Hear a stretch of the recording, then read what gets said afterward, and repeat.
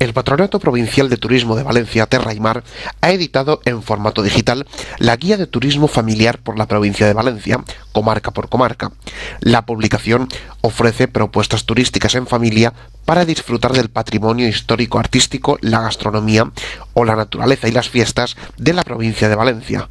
La guía se divide por comarcas y cada apartado contiene una breve introducción y diversas propuestas turísticas para disfrutar en familia.